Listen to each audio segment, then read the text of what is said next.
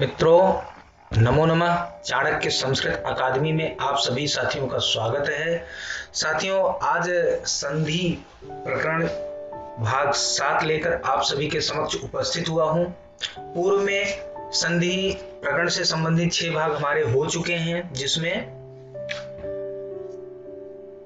हम लोग उन संधियों को विस्तृत रूप से देखे हैं और यह उम्मीद और आशा की जाती है कि यह प्रयास जो आप सभी के समक्ष किया जा रहा है, यह आपके लिए बहुत ही लाभदायक होगा। और जैसा कि मैं आपको सूचना हर बार की तरह इस बार भी दे रहा हूं कि जो भी साथी अभी तक चाणक्य संस्कृत एकेडमी संस्था का नोट्स नहीं लिए हैं, वे कृपया नोट्स ले लें। यूपीएससी का मेंस का एग्जाम भी समाप्त हो चुका है और अब आपके पास समय है। आप अगली परीक्षा के लिए अपने ऑप्शनल को अच्छे से तैयार करिए, जिससे आपका सिलेक्शन ऑप्शनल की वजह से ना रुके। और इस नोट्स को जो भी साथी हमारे लिए हैं, अभी पीसीएस में यूपी पीसीएस के एग्जाम का जो फाइनल रिजल्ट आया था 2018 वाला, उसमें बहुत ही बेहतरीन स्कोर लोगों ने किया है। इवन आप ये समझिए कि 400 में 325, 330, 335, मतलब 350 के आसपास कई लोगों ने स्कोर किया। और उन लोगों ने, बहुत सारे लोग एसडीएम और बहुत सारे लोगों ने डीएसपी के पद को प्राप्त किया है। तो आप लोग इस नोट से वंचित न रह जाएं, इसलिए मैं हर बार की तरह इस बार भी आपके साथ ये बात साझा कर रहा हूं। आइए हम लोग चलते हैं आगे की तरफ, देखते हैं कि अगला आपका जो संधि का भाग है उसे देखते हैं। तो आज हम लोग देखेंगे पूर्व रूप संधि। पूर्व रूप संधि, पर रूप संधि हमने पूर्व में देखा है। आज हम लोग पर रूप संधि के विषय में चर्चा करेंगे। पर रूप संधि विधायक जो सूत्र है, वह सूत्र स्क्रीन पे आप देख सकते हैं, आपके सामने है। एंगः पदान्तादति। क्या है? एंगः पदान्तादति, ये आपका सूत्र है। अब देखिए, एंगः, एंग प्रत्याहार हुआ, पदांत आदति, अलग अलग कर रहे हैं, यदि विच्छेद कर रहे हैं तो ठीक है। तो एंगः पदान्तादति, एंग क्या है? एंग प्रत्याहार है। और इसके अंतर्गत कौन कौन से वर्ड होते हैं? इस प्रत्याहार के अंतर्गत कौन कौन से वर्ड होते हैं आपको पता होगा। एंग, ए ओ, ठीक है। कौन कौन से? ए ओ, अर्थात दूसरे तरीके से कहें एकार या ओकार, सॉरी, एकार और ओकार। एंग प्रत्याहार के अंतर्गत दो वर्ड होते हैं, जो है ए और दूसरा है ओ। पहला ए है, दूसरा ओ है। तो अर्थ देखिए, पदांत, पद के अंत में कोई पद होता है, आपको हमने पद की चर्चा की है। जैसे एंगा है यहां पे, तो उसका लास्ट क्या है? ना है, तो ये अंत है इसका, ठीक है ना। तो इसीलिए कह रहे पदांत है। एंग से अत, अत अर्थात ह्रस्व आ, ह्रस्व आ परे हो, अर्थात पश्चात हो।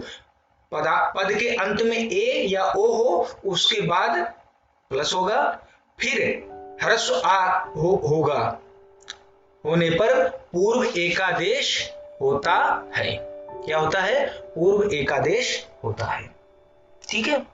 आइए इसके अर्थ को हम लोग फिर से देखते हैं। करें पदांत एंग से, अर्थात पदांत एकार या ओकार के बाद यदि आ कौन सा? ह्रस्व आ आए तो दोनों के स्थान पर क्रमशः एकार तथा ओकार हो जाता है, ठीक है।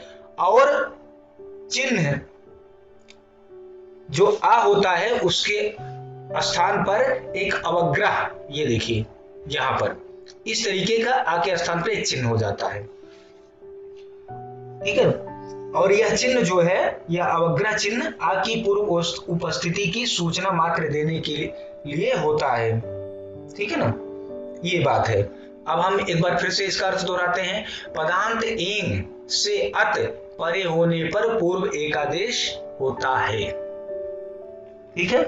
पदांत एंग से आकार अर्थात ह्रस्व आकार के परे होने पर पूर्व और पर के स्थान पर पूर्व एकादेश होता है, ऐसा भी आप कह सकते हैं। उदाहरण देखिए, उदाहरण आपके सामने है, हरे जमे जमा अव, क्या हो गया हरेव, ये हा पे मात्रा चली गई, ये रा पे होगी, समग्री के रूप में करेक्शन यहाँ है। तो हरे हे हेर नहीं हरे, हरे अव, यहाँ देखिए रा पे एक ही मात्रा है, तो वैसे यहाँ पे हरे, तो हरे जमा अव तो हो गया हरेव, इसको एक साथ पढ़ेंगे हरेव, अलग अलग पढ़ेंगे हरे अव, ठीक है। दूसरा है विष्णो जमा अव, हो गया विष्णोव, विष्णोव, विष्णो अव।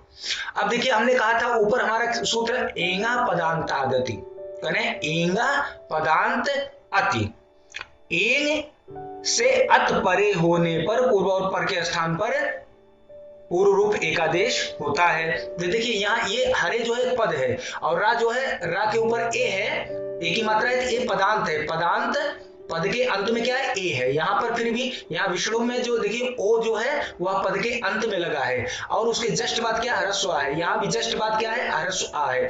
तो कह रहे हैं कि पूर्व और पर के स्थान पर पूर्व एकादेश हो जाता है, तो जो आ है, ये जो आ है उसके स्थान पर अवग्रह का, देखिए आ के स्थान पर अवग्रह का चिन्ह लगाया जाता है, ये चिन्ह लग जाता है, बाकी सब वही रहता है, ठीक है।